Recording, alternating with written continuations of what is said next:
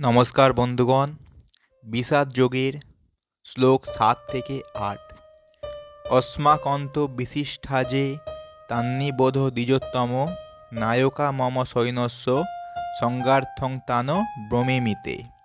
अर्थात हे द्विजोत्तम, आमादेर पक्षे जे समस्त विशिष्ट सेनापति सामरिक शक्ति परिचालनार जन्य रयेछेन, आपनार अवगतिर जन्य आमी तादेर सम्बन्धे बोलछि।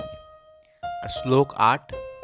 भगवान भीष्मस्य कर्णस्य कृपस्य समितिञ्जय अश्वत्थामा विकर्णस्य सौमदत्तिस्तैवच।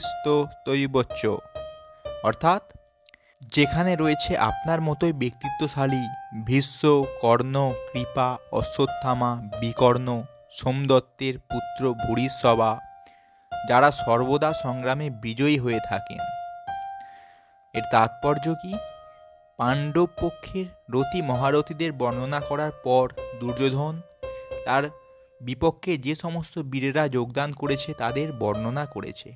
বিকর্ণ হচ্ছে দুর্যোধনের ভাই, অশ্বত্থামা হচ্ছে দ্রোণাচার্যের পুত্র এবং সৌমদত্তি বা ভূরিশ্রবা হচ্ছেন বাল্মীকের রাজার ছেলে।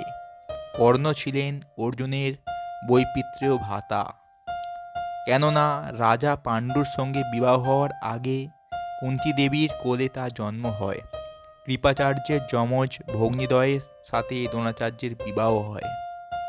এটাই ছিল আমাদের বিষাদ যোগের শ্লোক 7 এবং 8। এরকমই সমগ্র ভগবদ্গীতা শুনতে আমাদের এই চ্যানেলটিকে অবশ্যই সাবস্ক্রাইব করবেন এবং আমাদের সঙ্গে থাকবেন। রাধে রাধে।